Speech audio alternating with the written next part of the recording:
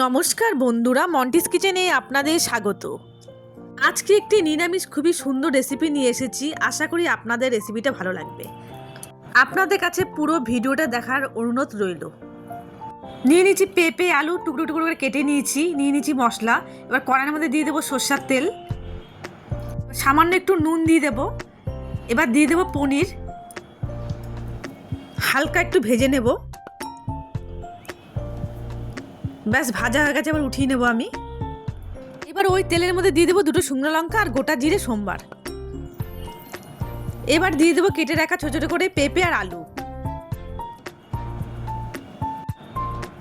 এবার একটু নাড়াচাড়া করে নেব। দিয়ে দেবো স্বাদ মতো নুন আর কেটে রাখা টমেটো। এবার সমস্ত কিছু দিয়ে হালকা লাল লাল করে ভেজে নেব। বেশি ভাজা দরকার নেই, হালকা লাল হলেই হবে। এবার দিয়ে দেবো আদা বাটা,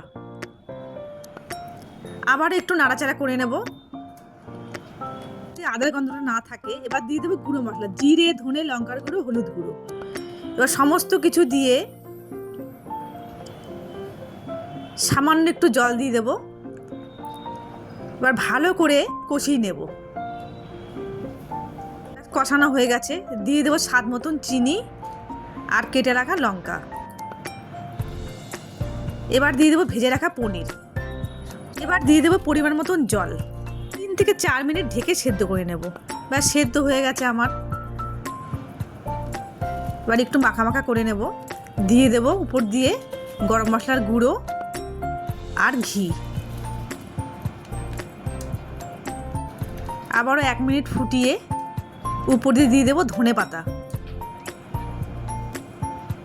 আমার রেডি হয়ে গেল পেঁপে দিয়ে পনিরের তরকারি। অবশ্যই একবার ট্রাই করে দেখবেন, খেতে কিন্তু ভীষণ ভালো লাগে। আজকে এই রেসিপিটি ভালো লেগে থাকলে যারা ফেসবুক থেকে দেখছেন পেজটিকে ফলো করে দিন, আর যারা ইউটিউব থেকে দেখছেন চ্যানেলটিকে সাবস্ক্রাইব করে দিন। আপনারা ভালো থাকবেন, সুস্থ থাকবেন।